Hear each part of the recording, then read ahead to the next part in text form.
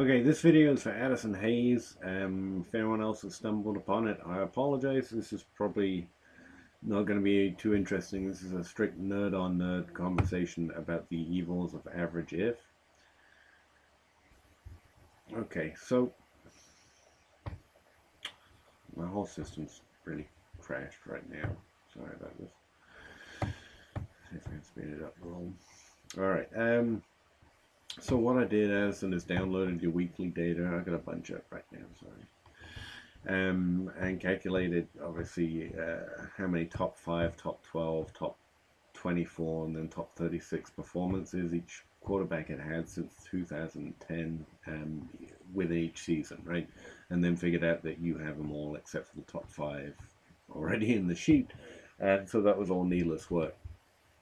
But the average if function, as I use it, is right, I swear. Average if plus the range plus the criteria, and then plus the the range that you actually want it to average.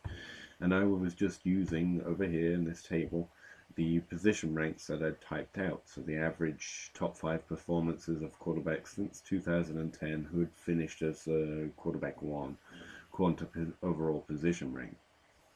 And what kept happening was, and what I think is happening, is it gets crossover. It takes some of the 1s, and then it also takes maybe some of the 11s and some of the 21s.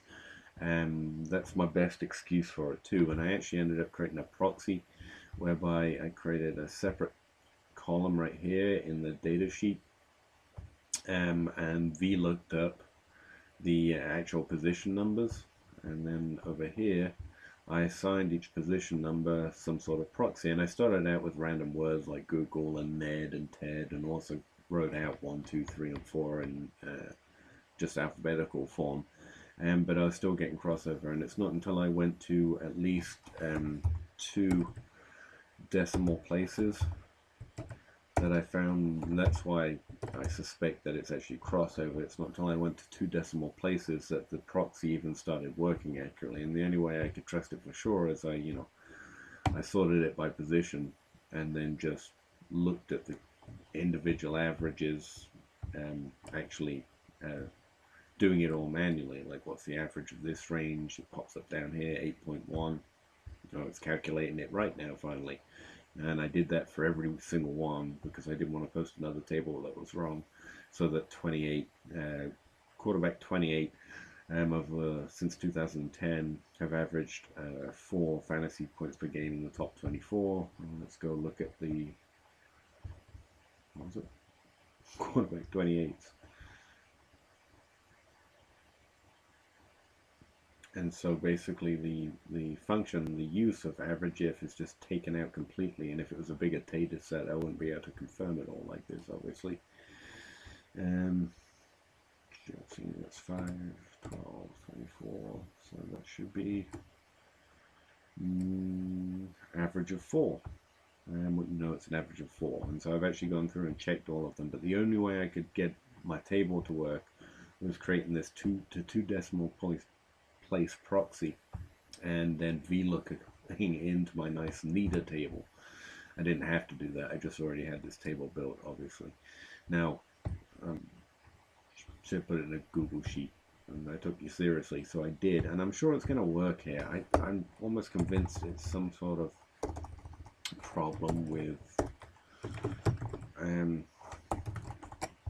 Excel when you're asking it to do too many things or too much of a thing, or even a data set that small. So there,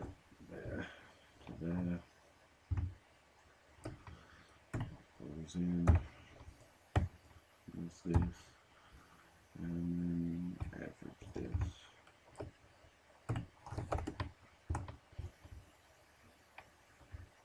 Alright, yeah, so that's doing it right.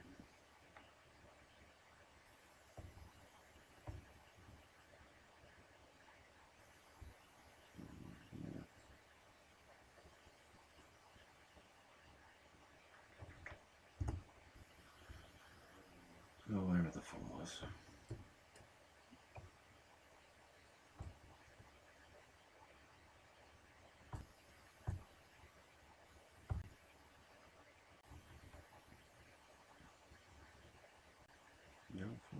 So then,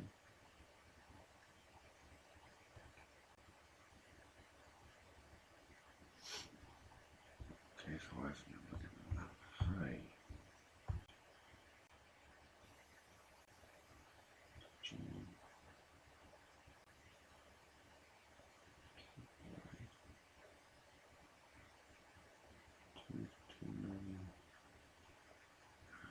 229 is right. See, this is just the evil of the average if formula. There's always something.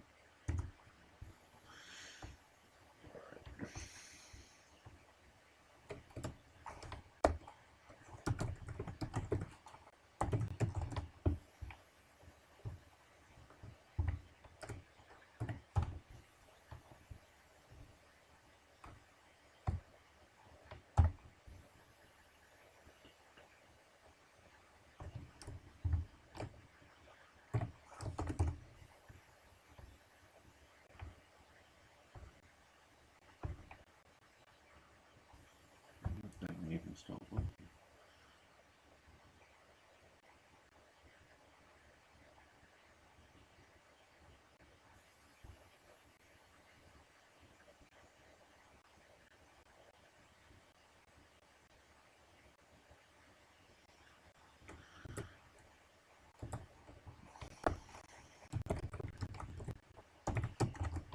Don't even get me started on average if F. Yes. Which actually works a lot better for me most of the time.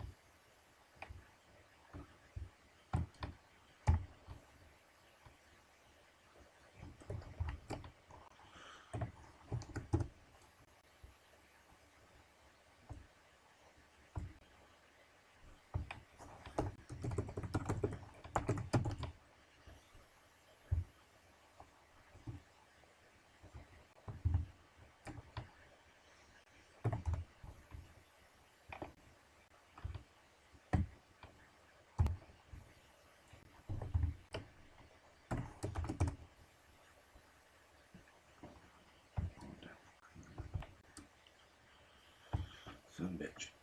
Alright, let's add it in. No, I don't need it. Alright, so yeah, I'll fix this for how it's meant to be, and I'm sure Google Sheets is going to work, but whenever I try and do it in Excel, like I say, I just continually get the same problems of it not, and then I'll forget once, and I'll trust it like I did earlier today. Oh, go away, I'm trying to be and I end up posting something or writing something before I figure out, oh no, wait, that's just average if. Messing with me. Oh no.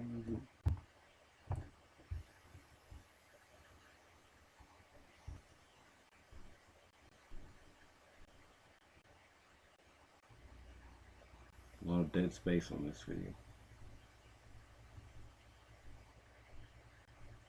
Sounded like a good idea at the time. I was like, I'll record it. It's a lot easier to show it than it is to try and describe it. I was wondering if it's a range, and the range was too broad for it.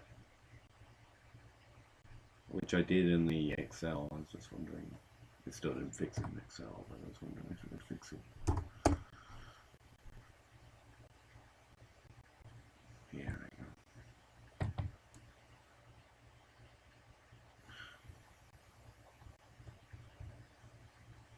Yeah, that's what it is in there. So I don't need it to J, I need it to H.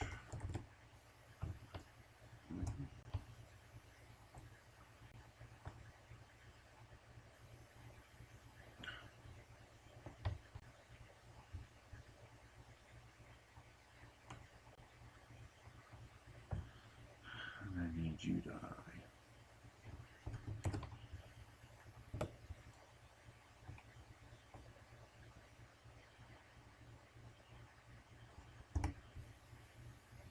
See if that's function. Yeah, it has a reference. You just average if is what it is. Horrible formula.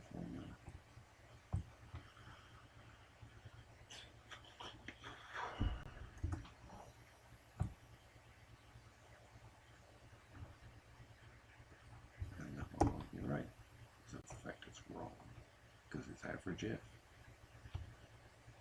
Next. All right. So yeah, shouldn't have spent all that time. Anyway, like I said, I tried doing it a bunch of different ways, and I was going to show you. If I do average F with your equals thing, it still screws it up the same way. The exact same way, actually. The numbers came out exactly the same as when I was using the cell or just the quotation marks in number one. So if I use one, just the number one,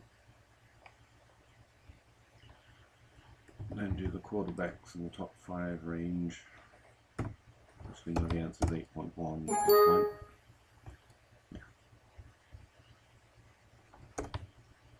Yeah. It comes out as 13, which is not right. Like I said, the answer should be 8.1. And if I do it as quotation mark 1,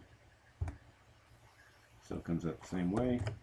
And if I do it as quotation mark equals 1, still comes out the same way. So all 3 of those get me the same as if I just use the cell. So I think they all work, it's just the formula doesn't work in Excel very well when you've got, like say, potential crossover with this number here.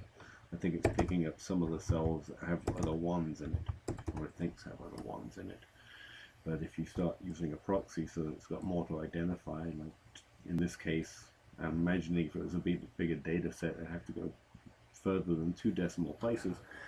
But 2 decimal places was enough to start getting the right result for me. And with only 290 lines. Yeah, should be 8.1. It is. This one should be 3.1. And it is. So yeah, anyway, that's what I was talking about with average F. Just always, it's always something, especially with number variables, and it doesn't matter.